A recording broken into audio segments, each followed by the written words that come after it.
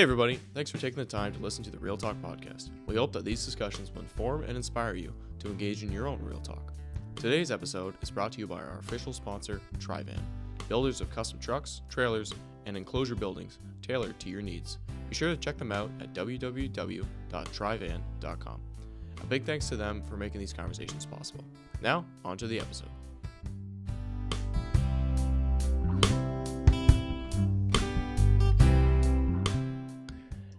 Welcome everybody to another edition of Real Talk. Just so you know, a quick note, this podcast is also available in video. So if you find yourself just listening to this in the car or wherever you are, just know that if you want to see the interaction between people on the podcast, that's also available for you on YouTube. So feel free to check that out. I would search Real Talk or Reformed Real Talk, and you should be able to find that on YouTube. No problem. So on today's episode, normally we do feedback episodes every few episodes, but we've been thinking about that concept more, and we want to improve it. So we've come up with this concept for a new episode, and we're titling it Real Talk Roundup. So, as everything we do in this podcast, we're trying to see if it works and see what the audience enjoys. So please feel free to give us some feedback on what you think of this episode. But essentially what it's going to be is normally it would involve still me, myself, and Tyler. But then we'll also bring on a number of different guests, guest hosts, if you will, to give their thoughts and opinions on some of the feedback that we received and their thoughts, of course, on the episode. And then also we'll incorporate a theme issue usually to each episode, whether that be some sort of current events. And on today's show, that will be Mark talking about teacher shortages, if that is indeed a problem, if so, what we can do about it. But first, we'll work our way through each episode. And then at the end, of course, we'll have a book review, book recommendation from Jon. So that's what we got planned. Should be about a 45-minute show. So if you see this episode being an hour, we apologize in advance.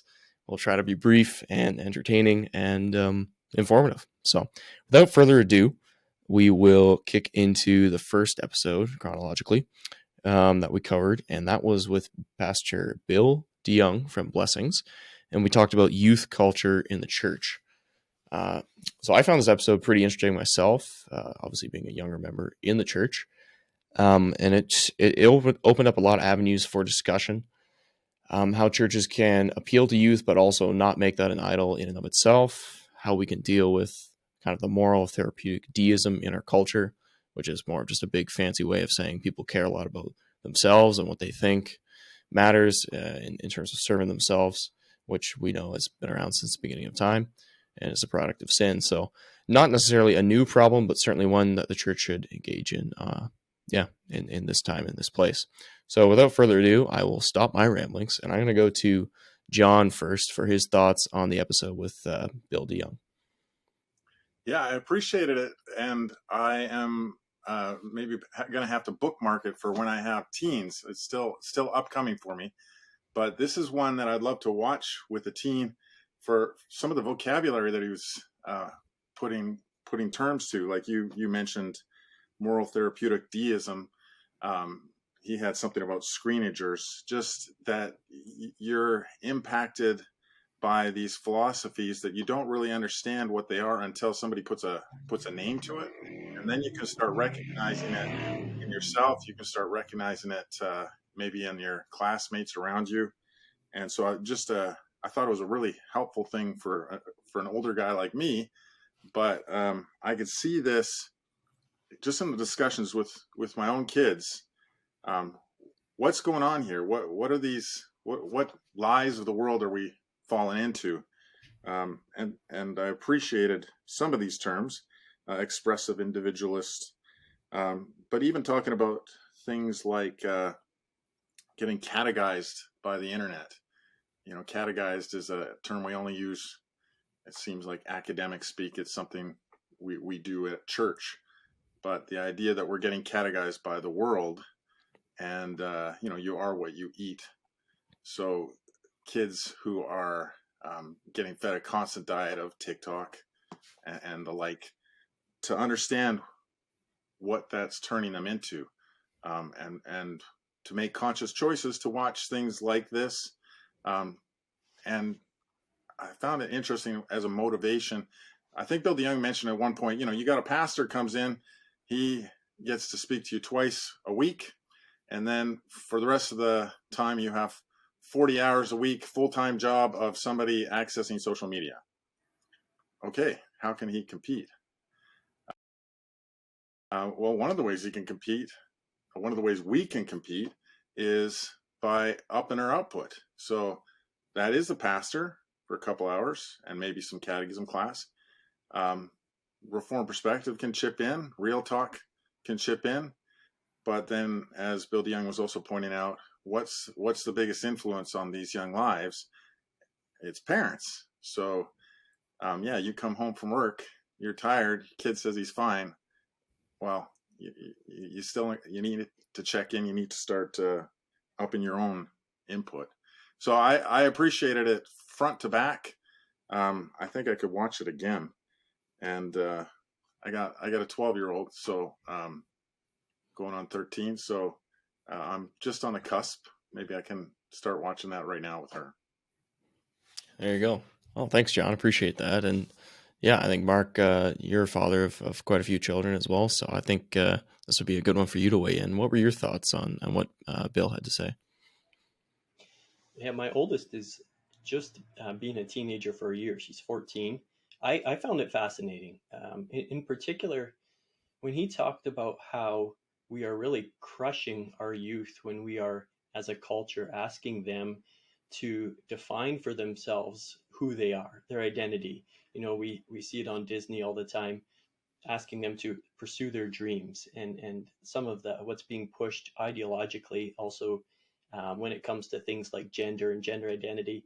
We're asking them to even identify their own sex, regardless of the sex that they've been given by God at birth. And I thought it very helpful how he pointed out that this is something that nobody should have to bear, to define for themselves things that are given to us, let alone a 9-year-old girl, for example. And the beauty of the Christian faith is that so much of our identity has been given to us. Our identity that comes already at our baptism, that we belong, to a loving Father, that He's going to give us all we need as creatures, but not just creatures like any other creatures, as creatures made in His very image. And so much of who we are, it's not something we have to figure out. It's something that He has already shaped for us. He wants us to fulfill. It's a calling for us to live up to. The more I reflected on that, the more I thought that although our world likes to celebrate this whole idea of choice in defining who we are, autonomy, it's actually a huge burden. And it's something that Satan is putting on so many people's shoulders. No wonder why there's so much anxiety. Whereas the Christian message is very liberating. We don't have to figure out some things. We go into this world with a clear calling and purpose, and then we just need to live it. Yeah, exactly. That ties in really well with the next episode we had as well, dealing with human sexuality. We had Reverend Chris Gordon on the program, and I don't know, it was that was also a very enlightening episode too. I found, just again being on the younger side of things, just hearing these plain biblical truths stated openly, honestly, and with the various scriptural backing for each point was just encouraging to see, and not shocking, but just it's out there in the open. And we talk about being catechized by the world, and I'm certainly a victim. I'm certainly in that pool where you see the culture just pushing the various LGBTQ narratives on you all day, every day. It's all on your feed. And I've even tried to distance myself from social media a bit, but it's out there. It's everywhere. So it was very helpful to have him he walk us through that. I really appreciate what he brought to the table there. But I think I'll throw it to John for some further thoughts there. Yeah, I appreciated his catechism as a tool for building confidence. As you say, we get impacted by the world, and when you hear a lie just driven at you constantly, it's hard not to start to wonder if there's something to it. And I just had So his resource is an anchor in God's word. It points you to where you need to go to find the text, relevant text as well. Gives an awesome summary of it, and it's a vital tool. I'm having a dialogue with somebody on transgenderism, and they're talking about how these surgeries are a good thing because after the surgery, very few of them express any regret. They're feeling so much better. Only a regret of 1% to 2%, and that's comparable to people who get organ transplants. It might even be 6%. So these people who are getting double mastectomies are feeling so much better. Wow, that's kind of a disturbing thing. That's like shakes you up a little bit. You're wondering what's going on here. This is somebody who cites a lot of research, so he's not just speaking into the wind. But God is good, and we know that, so we can have confidence. We can look to God's expectations of the word. He made us male and female, so with that confidence, we can go and know that whether it's now or later, you know what, that study's going to turn out to be bunk, and in fact, it did turn out to be bunk.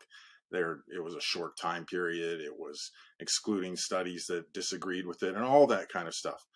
But we need these anchors. We need to be rooted in God's word, have the confidence that God is good, that He knows what's best for us, and then here it is. Here's this catechism explaining all the goodness that God intends for us through sexuality, through identity, summarized so succinctly and in a way that's accessible to interact with our kids. So what a blessing that Pastor Gordon has gifted us.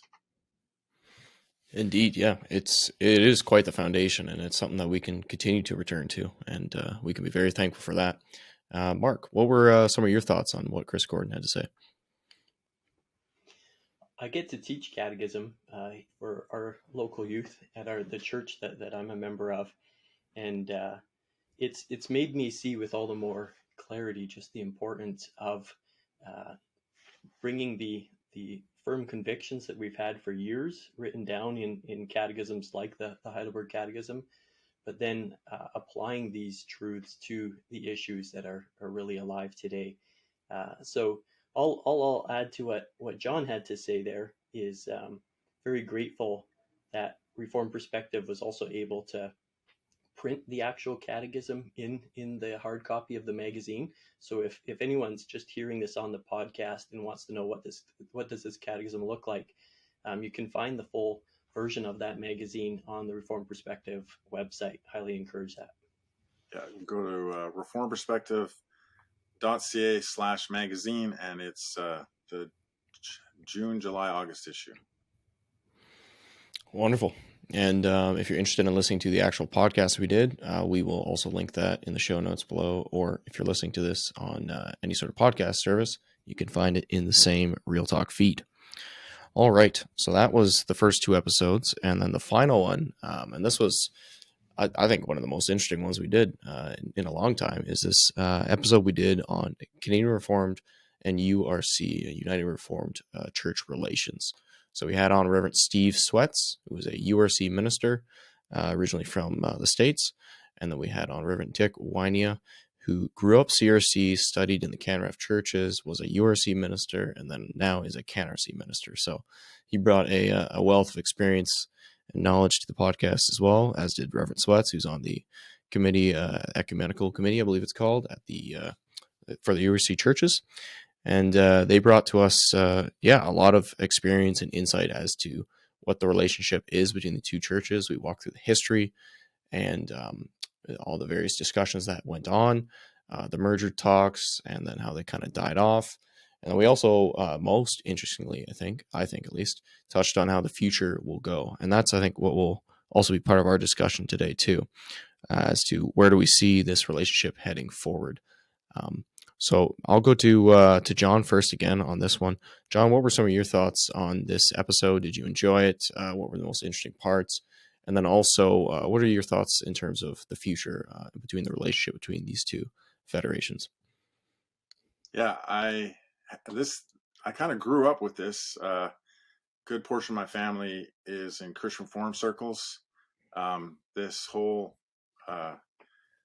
yeah, I saw this up close. And so when I was listening to your episode, I was interested, but I kind of thought I had a good overview of it. But man, there that was a really there's a lot there. So I really appreciate it. I learned a lot of new things. And that's another one I could listen to a second time. I guess as far as the direction of uniting, I appreciate where we are. Growing up Canadian Reformed with CRC connections, we were sort of seen as the standoffish group, and the fellowship that we have with others of God's people just spoke to just the beauty of God's church and the opportunities that keep coming out of this. I'm so grateful for it. Whether it goes closer or stays where we are, like we're so intertwined as it is. It's a beautiful thing.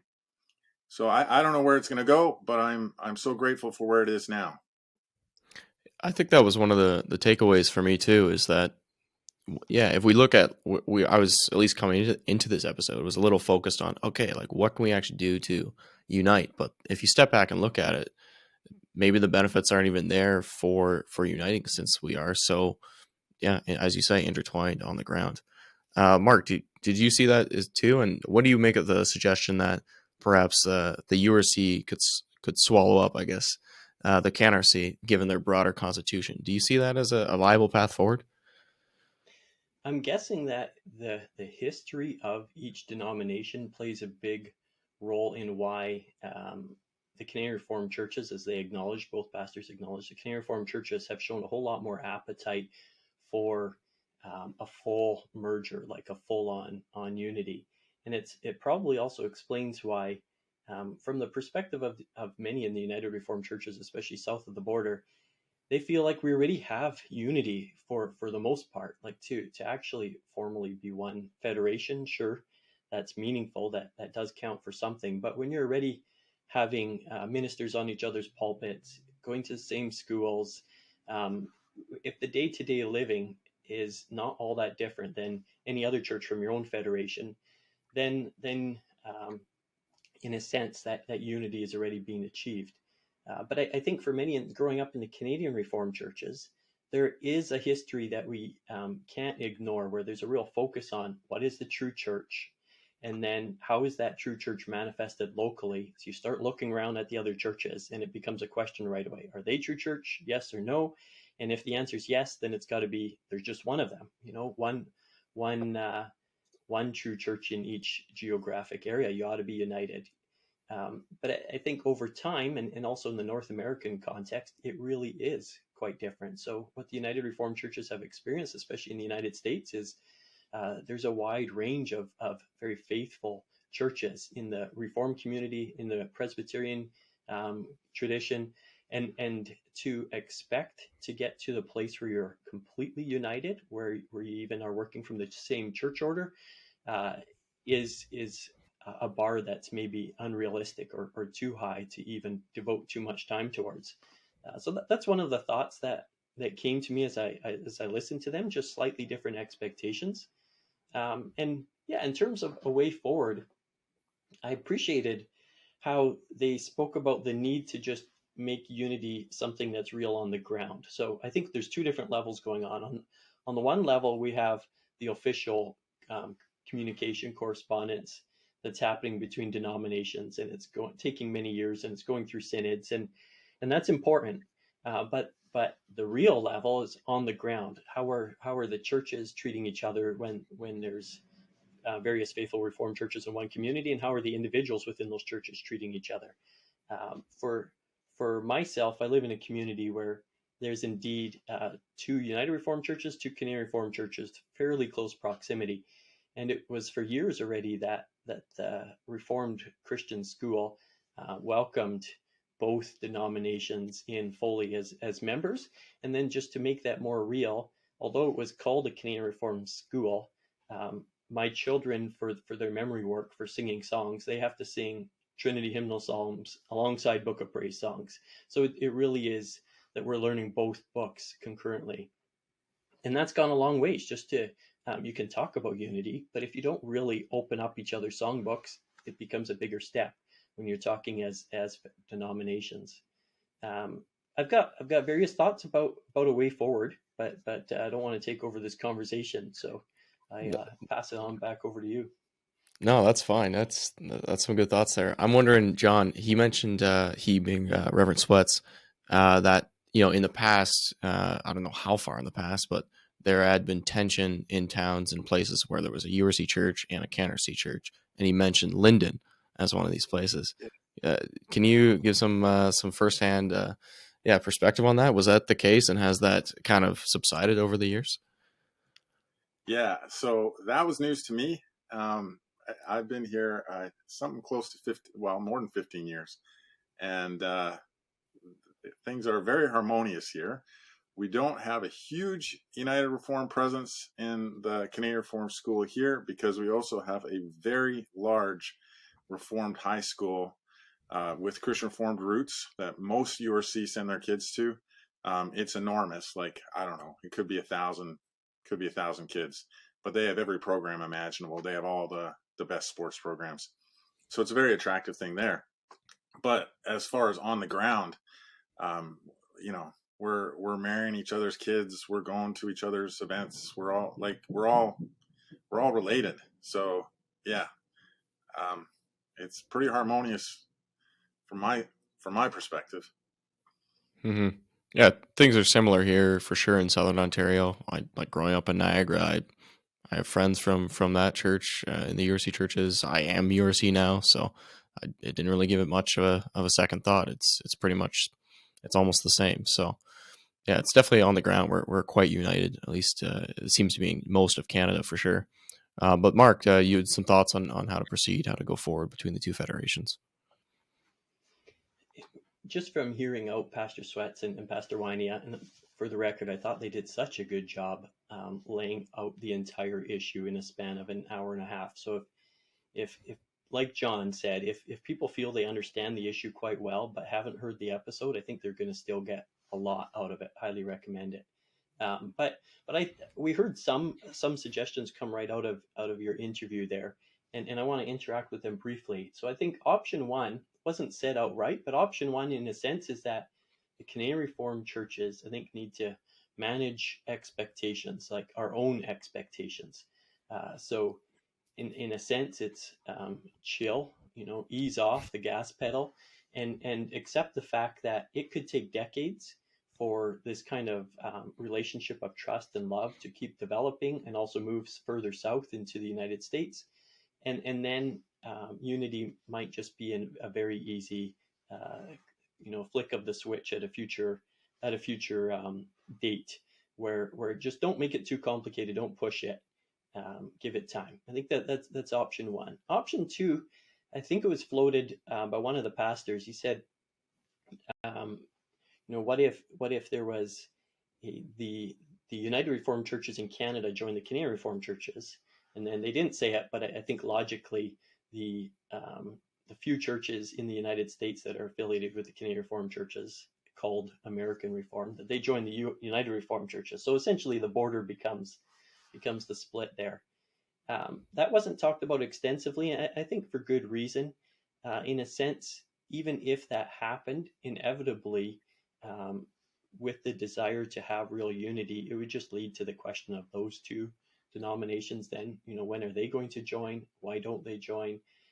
So it would cause quite a shakeup for churches that have been part of a denomination for years, and then you'll just make them reconsider now what. The third option that Pastor Sweat said very clearly, very succinctly was, there's room in the United Reformed church order for the Canadian Reformed churches to just join, and we don't even have to actually change too much of what we do week to week.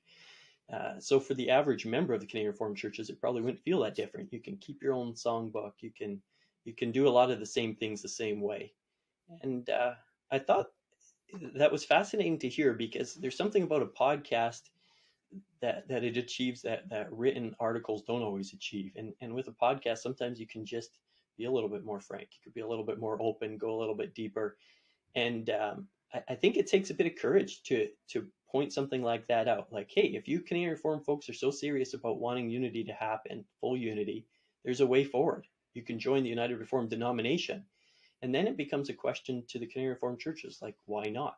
What good reasons do we have to not proceed that way? Are those reasons biblical, or are those reasons more based on where we're comfortable? Is there pride involved with, like, hey, this is our identity? And I think it results in some good soul searching for us of, like, why wouldn't we just take that route? But I think regardless of those three options, what came through to me strongest is that what isn't an option is the need for just the Church of Christ, regardless of what denomination we're a part of, that we actually are living out of love week to week, day to day. And I know a lot of the listeners might not be Canadian Reformed, United Reformed. I think the point is, how are we interacting with each other in a way that shows we're actually siblings? We're not distant religions. We're supposed to be siblings, and that love is a verb.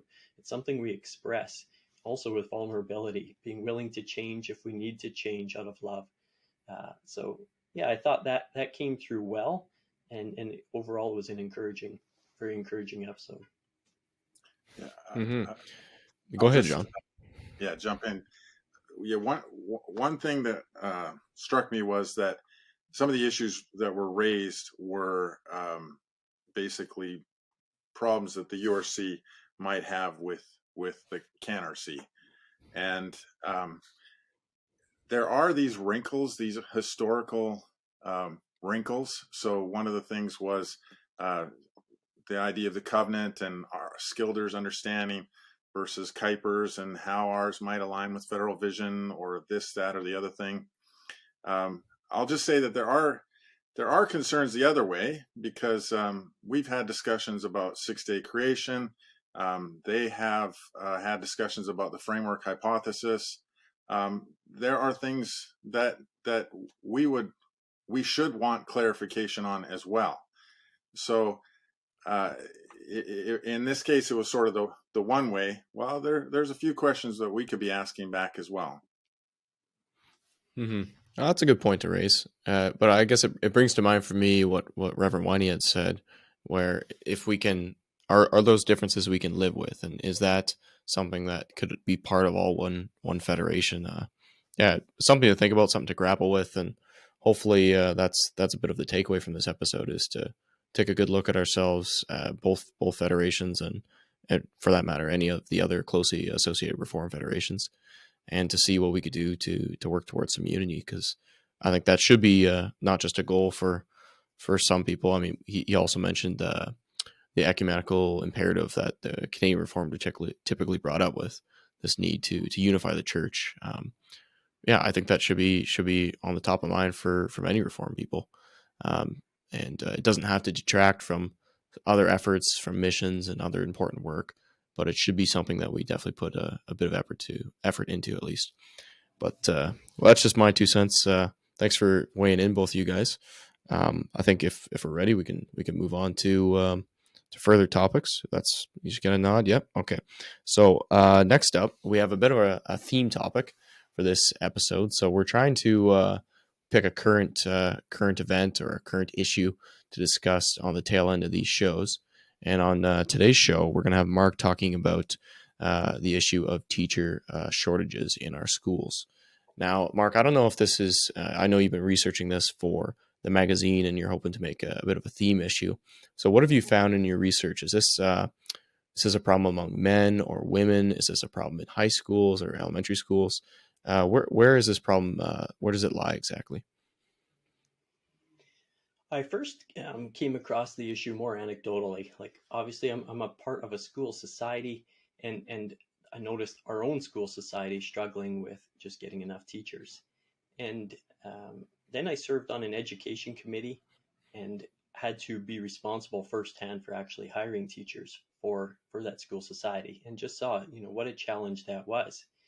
Compared to, when I've worked in a different organization, you get a number of applications, you go through a process, you hire, and you move forward. I think Canada right now, really the world, is struggling with worker shortages, and you see just how important it is. But this is something that Reformed Christian schools have been dealing with for some years now.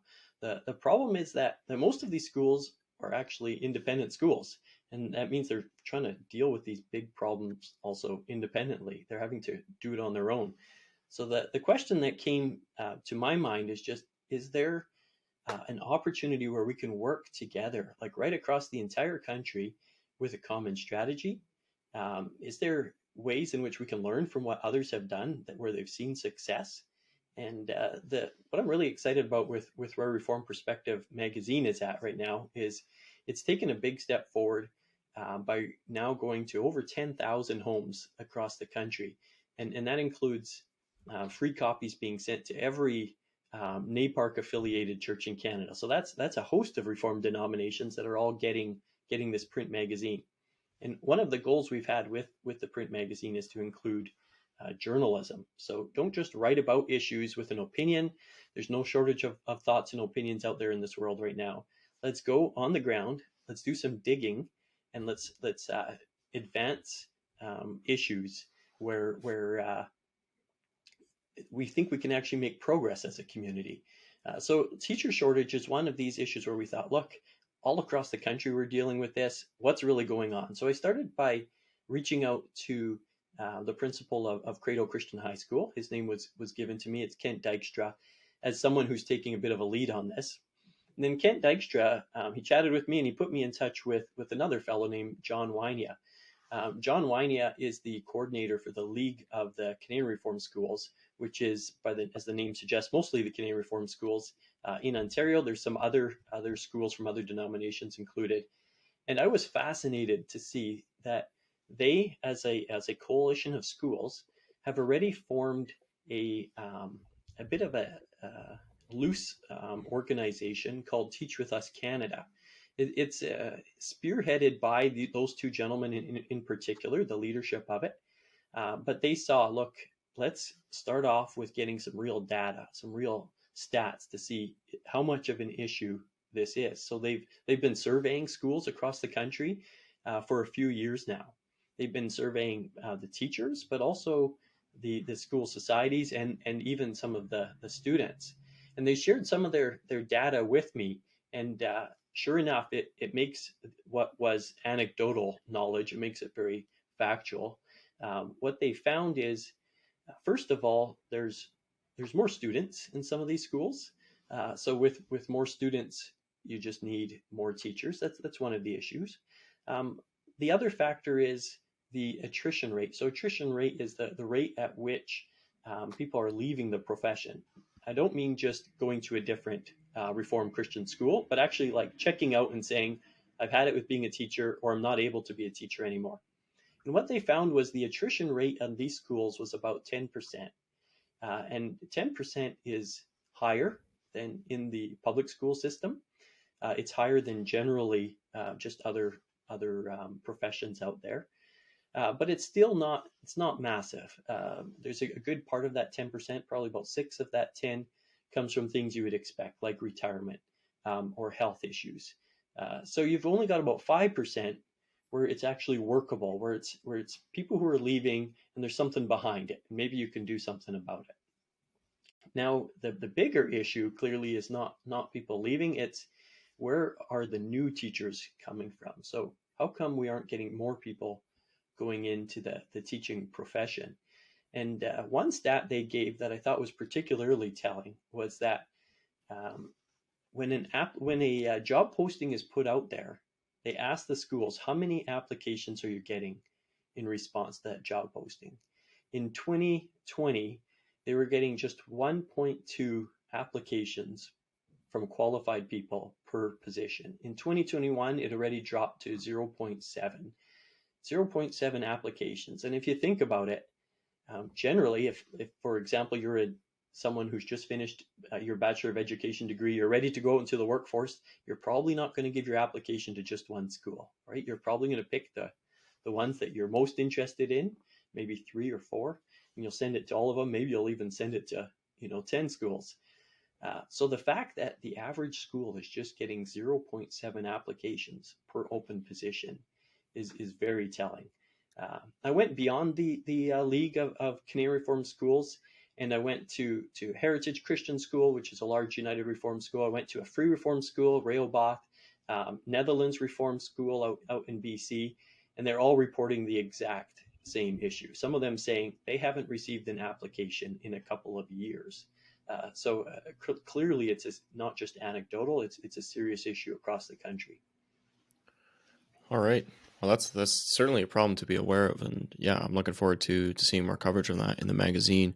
What is the source of this? Why are people not choosing to go into this profession? I mean, immediately my mind jumps to the pay and inflation and whatnot, but perhaps there's other factors at play there. That was a fun one to chat about with some of these folks, and I also, my mind went to the same direction yours did. Like, hey, I'm sure this has something to do with the fact that trades have become so popular in the last couple of decades. And indeed, as you go deeper, you can see there's not just the challenge of salary. There's also the challenge of the hoop you have to jump through in order to become a teacher. So there's two parts to that. Yes, it's generally 5 or 6 years for most provinces in this country. If you want to become a teacher, you have to get a Bachelor of Education degree or an equivalent, about 5 or 6 years.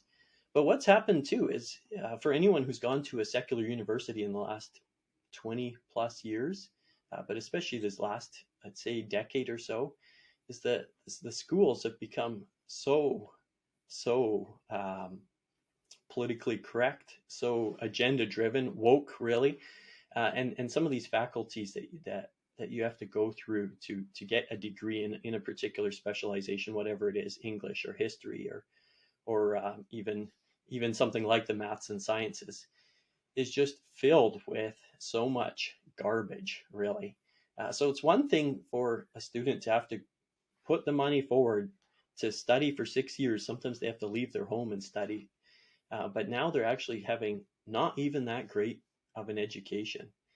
So when you look over and some of your peers and you see them jumping straight into the workforce, yes, making good money, but just being able to support a family right away, while you're sitting there in a classroom in the last 2 years, having to wear a mask or having to get vaccinated, you can see why it's not all that appealing to have to jump through that really, really high hoop. I think that's one big factor. And that's why, as I, that's throughout this feature article, I unpack some of the various angles, things like salary and all of that. But by the end, the conclusion I kept coming back to, and it came through, especially in some of the testimonials. So we've got this future issue in this coming up issue of the magazine. But then I included 2 stories of individuals who've left other professions, one of them a carpenter, and the other one a chemical engineer. So they've left lucrative professions and they've gone into teaching. And I looked at what motivated them, and also what's motivating the people who are currently teachers. And it's encouraging to see that it's really a heart's desire to serve God, to serve God's kingdom. I think speaking for myself, I know for many people, the most influential people in our lives are often teachers. Teachers can have just a massive impact. So the Christian church, if we look at where we're going to put our time, if a young person is looking at where they're going to invest their entire career, yeah, they definitely can find a career that pays better, that's easier to get into. But at heart, are we willing to put our time where it's needed? And right now, we really, really need teachers. So more and more, I looked into that question of, being a teacher, is it a calling? Is it a ministry? How does that relate to other important professions that are out there? And so that's where the editorial of the magazine goes to that question, really, of honorable professions. And at root, the conclusion that I came to is just how important it is that regardless of what profession God puts us into, be it a plumber, be it a teacher, be it a pastor, that we do it entirely for God's glory, for seeking first his kingdom and his righteousness. When we do that, you end up with great teachers. And I think you also end up with people who are willing to pick the profession it might not be as attractive for more worldly reasons like salary and so on. Mm-hmm. Yeah, that makes a lot of sense. Do you see, or did you see in your research? I don't know if there would be statistics to show this at all, but not just when students are going to university and looking at the quality of education and choosing not to go because of the lack of quality, that being an issue, of course. But also, do you think that we are losing students who go to university and become woke or become left wing or obsessed with whatever the Marxist ideology often that's being taught in higher education? Do you think that is a factor with them just straight up leaving the church and not becoming able to teach in our schools? It's a great question. I did see the stat that said about 38 to 42% of grade 11 and 12 students who were surveyed, so these are students in Reformed Christian schools, expressed an interest in teaching. Like when they were asked, "Where are you going?" And they said that's where we're interested in going. And then this survey that went out from Teach With Us Canada also looked at the number of students that are exiting education programs, and the number was far smaller. It was around 5%, 6%. Now I don't have a clear grasp myself on how they got that statistic. I think they've only been collecting this data for a few years now, so it's probably got a long ways to go.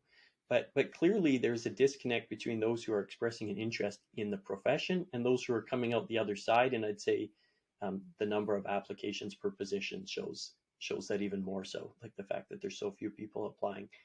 I think that what you expressed is one possibility, but that's something where in general the Reformed Church community I think can be very, very encouraged. I know that when I hang out with some of my evangelical friends in the broader evangelical community, they are alarmed at the attrition rate, if that's the word to use, of their youth when it comes to leaving the church. The stat is even 90%. 90% of youth aren't ending up in the same church, or even by same church, it doesn't necessarily mean the same denomination, but 90% are really leaving and finding their own path.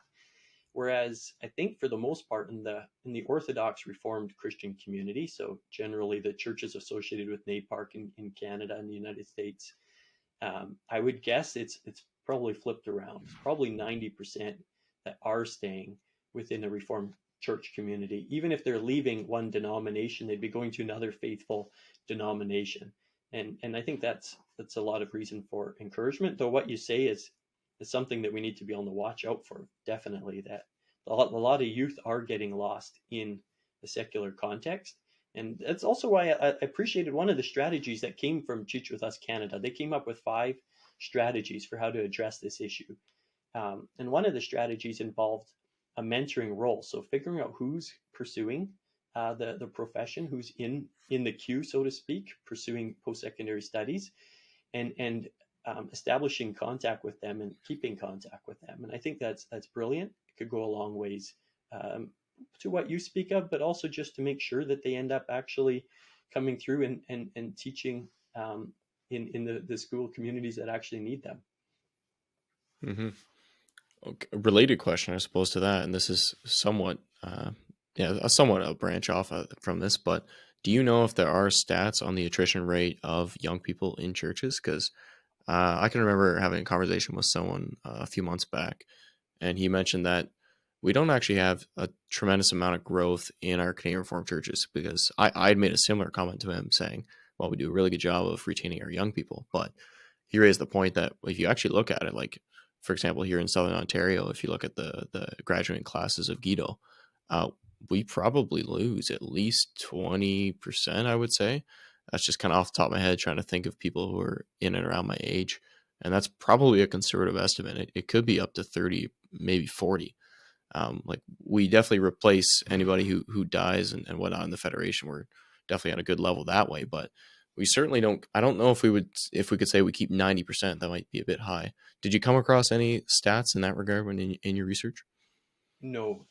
And I would be interested in the same. I don't know who would be responsible for getting statistics like that, but just from my own experience, I think it's really important that we we define staying and leaving. What does attrition look like? Because my guess would be um, that those who might be leaving one Orthodox Reformed church community are probably going to another one, maybe with a bit of a different style. Maybe it doesn't necessarily even have the name Reformed in the church, but that's definitely what I've seen is a desire to stay as a faithful Christian, maybe just going on a slightly different path, which is very different than what is being experienced in the broader evangelical and Christian community, where it's an actual giving up of the core tenets of the faith. It's arising from giving oneself over to unbelief or just deciding that it's not a priority. Faith's not a priority. I'm not going to bother going to church anymore, and not going to bother training up my own children in the way of the faith. So I'd be like you. I'd be interested to see some real data, some real stats, as it relates to the confessional Reformed churches in Canada. Yeah, that would be neat to see. Okay, so earlier you had talked about the Canadian Reformed School League, and you just mentioned previously one of the tactics they took to hopefully increase the amount of teachers we have is to establish contact with those who have expressed an interest in pursuing that field. What were some of the other strategies that the Reformed School League is working on? And then also, do they have best practices that they can share across that the schools across the country so that they can help improve the hiring practices? They've this particular team, the Teach With Us team, identified 5 strategies, and those 5 strategies, it sounds like they've just started implementing them or developing them this spring, and it's something that carries on for the next 18 months or so. So it's a work in progress. And also the thing to keep in mind, I think, for our listeners is it's either principals who are already very busy overseeing their own schools, or it's volunteers on school boards. So it's not that there's a big team of full-time staff who can make some of this a reality. But all that to say, I was very impressed. They have, for each of these strategies, they have laid out who's responsible for it, and then a 5 to 10 step action plan of what that looks like, along with dates, goals and dates, and so on. And you could probably guess the directions that the 5 strategies take. Some of them are more geared towards helping those who are currently in the teaching profession. So looking for ways in which we can ensure that they're thriving in their current role. So one of the concerns raised was that teachers don't have opportunity to grow, to develop. They just have to do what's ever in front of them. So communicating with institutions like the Covenant Teachers College to see if there's a way in which they can be professional development. Other tactics, though, have more to do with reaching out to the students or the individuals who might have a potential of becoming teachers, even from other professions. So like I mentioned earlier, actually surveying and seeing who's out there, and then establishing contact with them and staying in touch with them on their journey all the way through. As well, there's even talk about help to those who are in other professions to see if there's a way in which they can be trained to make the switch from a different profession to teaching, similar to the 2 testimonials that I share, the 2 stories that I share in the upcoming issue. So I think there's something to all of that. One very practical effort that I mused about as I heard more and more about this is, and it also combines what you were talking about, coordinating a strategy across the country, is some schools have local initiatives to give scholarships to those pursuing education. But if you think about that, it's probably not going to go too far. If you've decided tomorrow, Lucas, that you want to become a teacher, and you think, okay, I've got, let's say, 5 years ahead of me, and we'll just round it out and say it's going to cost $20,000 per year between tuition and other costs associated with it, not even including what you're giving up by not being able to work full time. The idea of even a generous $5,000 scholarship that you might get, you might not get, is not going to probably be the difference in terms of deciding whether you can do this, whether it's achievable, especially if you have a family. Is this something that you can afford while you're raising little kids and so on? So I think there too, there's a need to not just have little one-off offers, but a coordinated strategy. So what I put forward just for consideration, don't know if anything can come of it, but would be that there's a pool of funds that's available where individuals who are going to a specific institution, something like Redeemer, and I know you had Redeemer's president on before. They've got a fantastic program, solid. It sounds like a very solid institution. So if they're going to a quality program like Redeemer, that they could access, let's say, $10,000 or $15,000 per year for up to 5 years, and then when they accept a teaching position at a reformed institution, then that amount can be forgiven 1 year at a time. So in year one, for example, 15,000 can be forgiven as a signing bonus. Year two, 10,000 goes. Year three, another 10,000, 4, 5. So the full amount that they borrowed ends up being forgiven. And it can be that either maybe there's some generous folks out there who make that happen, that they provide those funds, but it doesn't even have to be that you're looking to some generous people to make it happen. It could be that the school that hires those teachers just agrees to take that on because the need for teachers is so great. So yeah, we'll be paying you your salary, but we'll also be forgiving your student loan for the next 5 years straight. What you end up with is a student who's going through a good program, not just another secular program out there. The student ends up being able to go through the entire process without that extra weight of debt on their shoulders.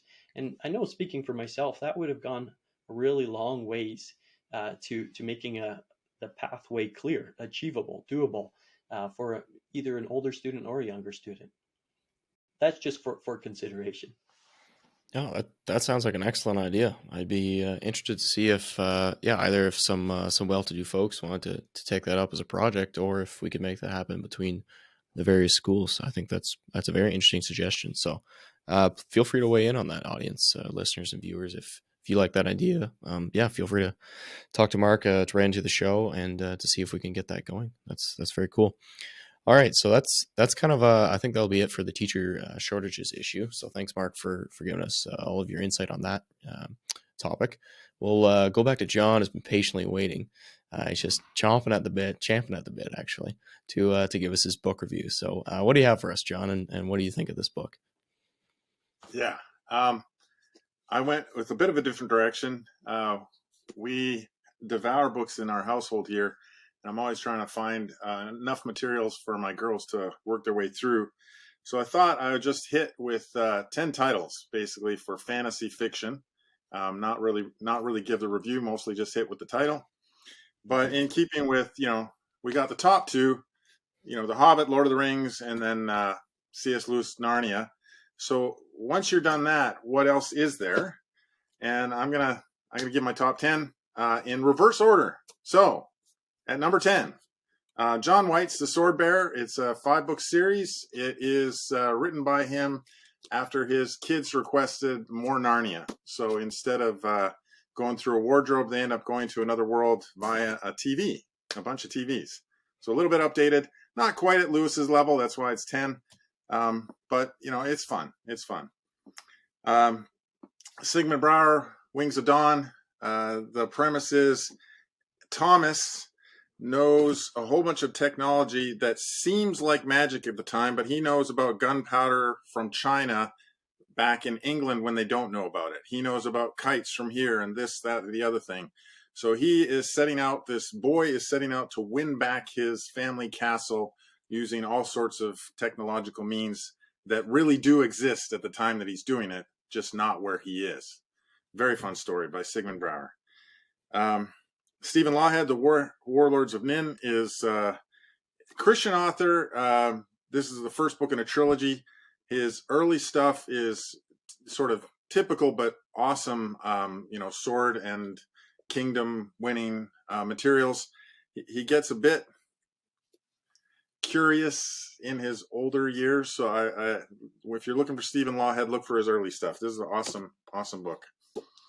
Urchin of the Riding Stars, a squirrel and swords. Squirrel and swords, great for preteen to teen. It does actually have the squirrels taking on euthanasia, so there's some depth to this book.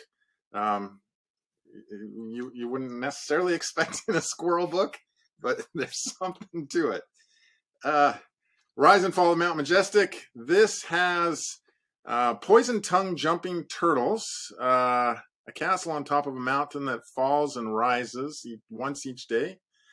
The king is a pepper hoarding kid, and the hero is a wonderful girl who is aspiring to be a knight, but who actually saves the day with her smarts and her chutzpah. So the kind of book you might want to give your daughter. It's The Rise and Fall of Mount Majestic. Brave Ollie Possum by Ethan Nicole, one of the guys behind Babylon Bee. Kid scared of everything, can't convince his parents that there really is something outside his window at night, and he's right. It is an ogre, and he gets transformed into a possum, Brave Ollie Possum. Possums faint when they're scared, so he keeps getting into all sorts of horrible situations in which he then faints. So wonderfully comic and lots of fun. Green Ember, S.D. Smith, rabbits and swords. I mean, what can you do better than rodents and swords? I'll leave that one at it. Here we're coming to the last two. Jonathan Rogers, The Bark of the Bog Owl. It is riffing off of King Saul and David, but I did not understand that until about the 6th chapter. My daughter figured it out a lot quicker than me. But it would be Saul and David if it was in the American South during feudal English times. They fight. Yeah, it's wonderfully odd. It's somebody described it as C.S. Lewis and Mark Twain all put together. A wonderful, wonderful book. And this one I put right up there with Lewis and Tolkien. Andrew Peterson's On the Edge of the Dark Sea of Darkness. I had this on my shelf for probably years because Andrew Peterson is a very famous and talented musician. And so I just figured, like, how could the guy be really good at two things? So it can't be true. This is so inventive. Three kids are on an adventure to find the jewels of an area, and they're fighting lizard creatures that have conquered their land. And they're fighting the evil ruler named Nag the Nameless. And they have to watch out for deadly cows. So it's awesome. This is a classic. It'll be around 50 years from now. The Wingfeather Saga, On the Edge of the Dark Sea of Darkness. So that's it. Fantasy for your kids and for the adults who love fantasy too. Wonderful. Thank you, John. Your enthusiasm is infectious between all the squirrels and the rabbits and the rodents and the swords. It's quite the list. So it's a lot for people to chew on, and feel free to check them out. We'll make sure to include that list in the show notes, so you don't have to rewind and watch John again. Okay, so we are nearing the end of the show. This has been a lot of fun, actually, and I'm going to throw it over to Mark for some closing thoughts on what we're trying to do with this show and how this ties into to RP's mission. Yeah, thanks, Lucas. It's been a lot of fun. What you said about John's list being infectious. One of the neat things about having joined this RP team this year is I get to benefit from John's wisdom more often. So when I was at his study there not long ago, he showed me that Wingfeather Saga, pulled it off his shelf. I went and ordered it for my family, and I have to say those books have made quite the splash in our home. And it's the kind of books where, yeah, my kids have been reading them, but I've been reading them too. And I think regardless of what age you are, you're going to get a lot out of it. And there's something pretty special about within a home about reading the same thing, not just each person going their own route. And I didn't plan that as a segue, but it's kind of a segue to the point here about, in answering your question about tying this all together. One of the very say, truly exciting, but also privilege um, opportunities that Reformed Perspective has is to try to do exactly that, to try to get a lot of different people reading, ingesting. It doesn't necessarily have to be reading. It could be listening, like through a podcast, it could be through video, but being tuned in to similar content. And that doesn't mean that we all have to sing from the same hymn book, so to speak, but rather that it's similar in terms of united in Christ. There is so much content out there in this world right now. That's something that I'm sure each of us grapples with. But a lot of what Christians are ingesting isn't actually very healthy. It's not, if you look from a spiritual perspective, it's not nourishing. It's like junk food.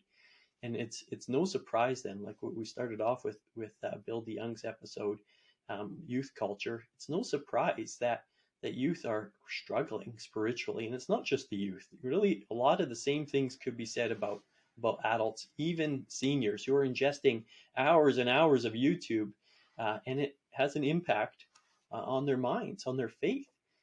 So what we're trying to accomplish with Reformed Perspective through a variety of mediums is to promote unity in Christ, unity in faith. And of course, for each of us, with the basis of that doesn't come from Reformed Perspective. It comes from what we do every Sunday. We go under the preaching of God's word. We hear that being faithfully explained from pulpits across the country. But how does that apply to issues like what we chatted about today? How does it apply to economics? How does it apply to something like teacher shortages? And that's the really the privileged place that RP has, is get to try to apply our faith to the issues of all 7 days of the week. And yeah, one of the big developments that we are experiencing with RP is I'm holding up here, for those who are not watching, a print issue, the most recent print issue. Well, the magazine itself has taken a big step forward by going to now over 10,000 homes. And what that can do by going into so many different homes is it can help us to be all reading similar content. So we can talk about it between ages. You know, a grandpa can talk to a teen and say, what did you think of that movie guide that RP shared this summer? What did you think of that movie? And vice versa. The teens can talk to their parents and say, hey, look at this movie. See what RP had to say about it. And the parents can feel more comfortable about showing that movie in their homes based on what they read. Rather than having each person following Google, following their own favorite, whatever their phone brings up, just following their own rabbit trail when it comes to what they're ingesting day to day. And I think the three issues we talked about today, the three last episodes, when it comes to helping youth to figure out their identity, well, we have a beautiful identity as Reformed Christians. We belong. We understand as a covenant community, we belong to Jesus Christ. Well, if our youth are not ingesting Reformed content, it's pretty understandable that they're going to be confused. If they only hear about it on Sunday off the pulpits, there's probably going to have a hard time as they get older to apply it to the rest of their life. Likewise, with the issue of gender, that's something that we can talk about it on a podcast and get excited about it, but most people won't have actually read it. Well, when we put it in this issue and share this print issue with, again, all the NAPARC churches in Canada, now they can talk about it. They can have discussion, not just within one particular denomination, but across denominations. And likewise, the whole theme of unity between CanRC, URC, really it could apply to any churches. How do we become united? I think unity is not something so much you talk about, it's something you do when you're working alongside each other. So something like Reformed Perspective, through the podcast, through the magazine, and the other means that it provides, it can get us working together alongside each other. A lot of these things we talk about are not unique to any particular denomination, as we see with the teacher shortages. It's something that we all have to grapple with. So why don't we learn from each other? Why don't we help each other also with the strategies that are being employed? So I do get excited, Lucas, by what God is doing with Reformed Perspective. I get really excited by what he's doing through Real Talk. as well. We're not all readers per se, but to be able to listen, you can often go deeper. And I do hope that our listeners, if they're not already, that they do get plugged into Reformed Perspective's wealth of resources, including the print magazine, which Jon capably heads up every issue again. Wonderful. Well, thanks for tying it all together, Mark. I appreciate that. And yeah, it's humbling to be a part of the team. It's encouraging to see all that's going on, and I think I speak for all of us when we're excited for what the future has in store, and we're excited to continue to improve the product and improve the content that we bring all of our listeners, readers, and viewers, and to work towards that unity, to give kind of a common place and a common source for information that we can all take part in, and to discuss important issues over time. I think it's something that needs to be done, and we're happy to do it, and we're going to keep working to make it better every time we come out with new content. All right. Well, this has been the inaugural episode of Real Talk Roundup. We hope you have all enjoyed it as much as we have. At least there'll be 3 viewers, I suppose. But anyways, thank you for listening and for watching. Please send us your feedback. This is the first time doing this kind of show, so we'd love to hear what you thought. Please send in suggestions for theme topics for future guests. This time we had Mark and Jon on, but we can definitely tap into the resources of RP, bring on other members of the team, bring on people connected with RP and the network. So once again, send in your suggestions. What is the email? We'll put the email in the show notes. I forget it off the top of my head right now. But also you can DM us on social media and contact us in a variety of different ways. So without further ado, this has been Real Talk Roundup. Keep having real talk. We'll catch you next time.